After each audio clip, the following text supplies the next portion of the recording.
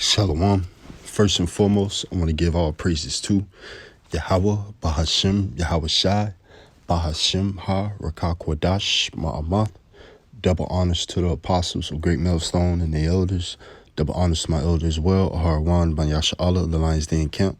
And salutations to the fellow Akim, our wife and the children that believe in truth and sincerity. I just wanted to play this news clipping right quick, about 40 seconds. Before I get into some scriptures, we'll get right into it. Developing tonight, Aiden Fucci, the St. Johns County teenager accused of murdering his middle school classmate, claims he's enduring, quote, ongoing torture at the Duval County Jail. Fucci, who is charged and will be prosecuted as an adult, is being held in solitary confinement at the jail, according to a new motion filed in the case. Its attorneys say it's because of threats of violence against him in the jail, and says solitary confinement amounts to cruel and unusual punishment and will result in psychological harm. Prosecutors have not yet filed a response to the motion. Fucci faces a first-degree murder charge after investigators say he stabbed his classmate. 13-year-old violence. And this is where Esau, they know their place, and they know they're different from other people. All right, as far as they're ruling right now, and they're in their rulership, they're in their kingdom, and they're in their heaven, right?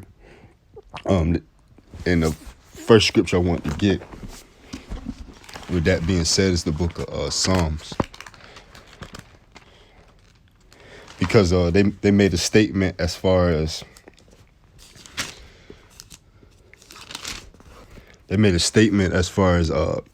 solitary confinement lead to mental health and psychological issues. Basically, him going crazy, which is true. All right, but that's basically a tactic that ultimately leads back to Antebellum slavery. All right.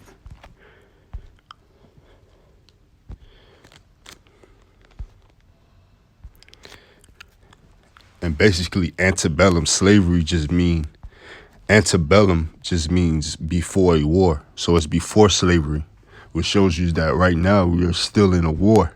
We're still in slavery. All right. This is the revamped war, so to speak, or the revised war. All right. So to speak, speaking post Civil War. All right. 1776, them freeing themselves from Great Britain. At the same time, we were coming over here as slaves.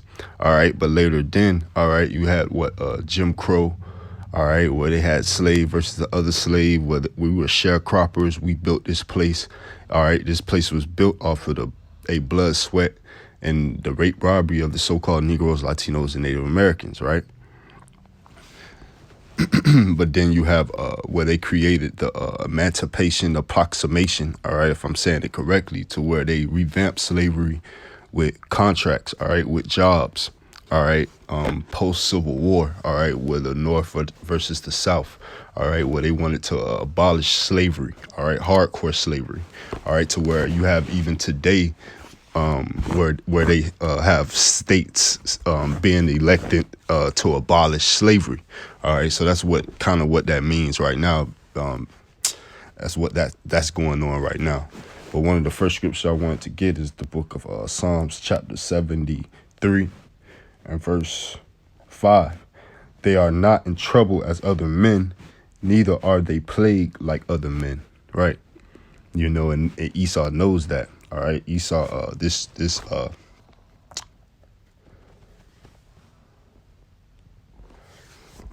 Esau is wiser than Daniel, all right?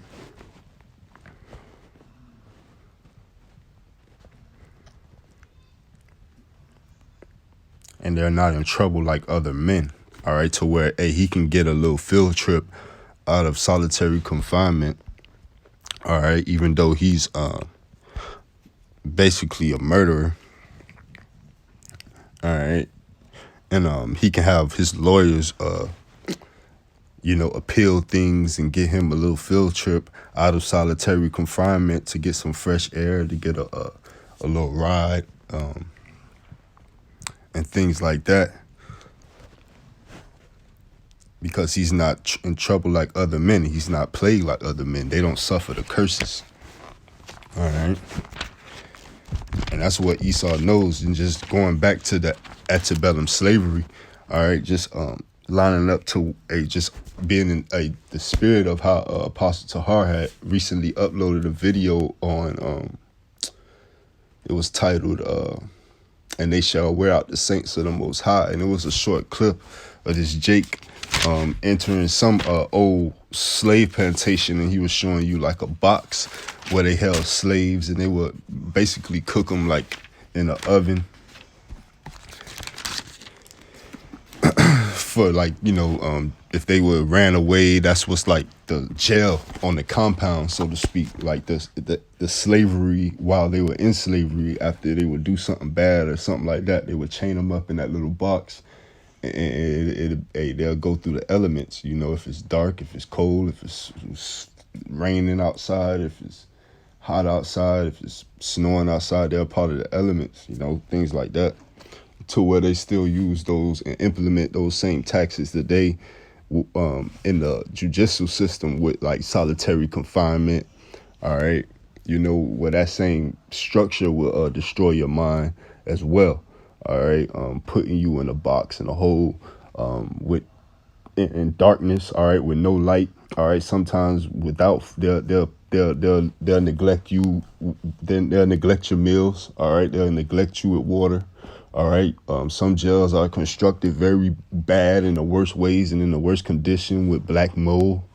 All right. Black mold will kill you.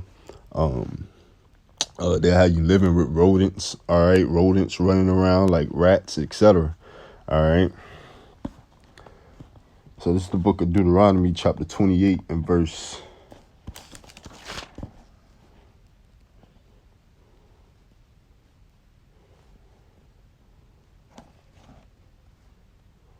48. Therefore shalt thou serve thine enemies, which the Lord shall send against thee in hunger and in thirst and in nakedness and in want of all things. And he shall put a yoke of iron upon thy neck until he have destroyed thee. Right. So we were going into for disobeying the law, statute, commandments of the Lord.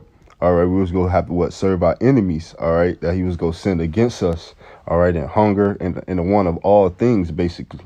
All right, and he was gonna put a yoke of iron upon our neck, which he did. All right, the physical yoke. All right, the physical bondage, the physical slavery, until he have destroyed thee. All right, till he revamped that slavery, till he revised it. All right, with what the paperwork, with emancipation, approximation, giving you jobs. All right, spreading you out thin through the system. All right, through a system that he ultimately creates to persecute you, judicially, financially, all the way across the board, and spiritually. All right, the unclean spirits that came out of the mouth like frogs are spoken of in Revelations chapter 16 and verse 13, I believe. All right, which would be what the banking system, which would be the money. All right, which would be the financially, right? The religious system, right? Which would be the deception part of it, right? Which would be the spiritually, and the military might part of it, man. Ultimately they trying to force it on you, So this is the book of Ecclesiastes.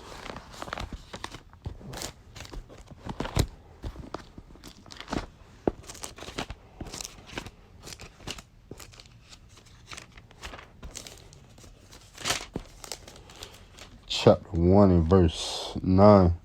The thing that have been, it is that which shall be, and that which is done, it is that which shall be done. And there is no new thing under the sun. There's no new thing under the sun. Ultimately in the spirit of truth.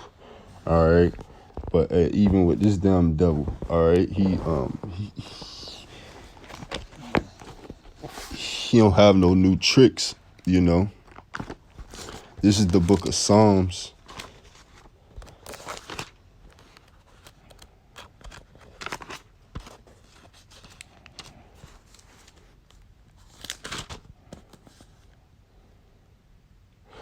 chapter 94 and verse 20. Shall the throne of iniquity have fellowship with thee, which frameth mischief by a law?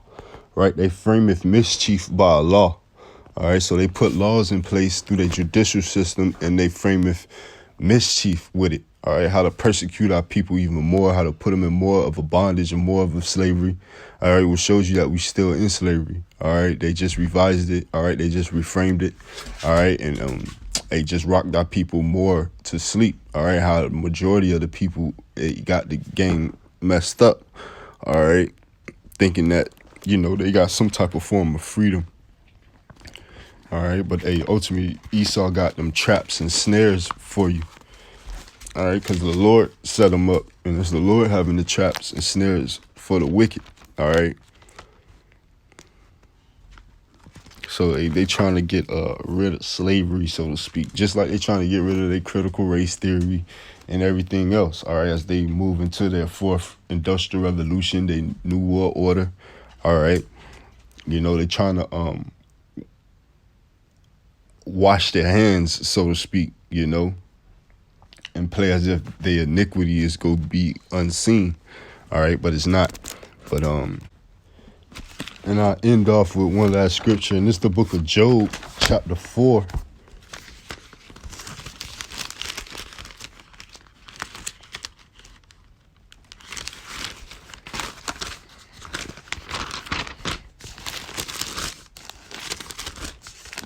In verse 5. But now it is come upon thee, and thou faintest. It toucheth thee, and thou art troubled. Is not this thy fear, thy confidence, the uprightness of thy ways, and thy hope? Remember, I pray thee, whoever perish being innocent, or where were the righteous cut off? Even as I have seen, they that plow iniquity and sow wickedness reap the same. You know, so, you know, Esau, he can't bear their own judgments that he dish out. You know, his own people, you know, he can't bear their own judgments. They know they don't want to bear that coat. Shalom, Mahabadah, and DTA.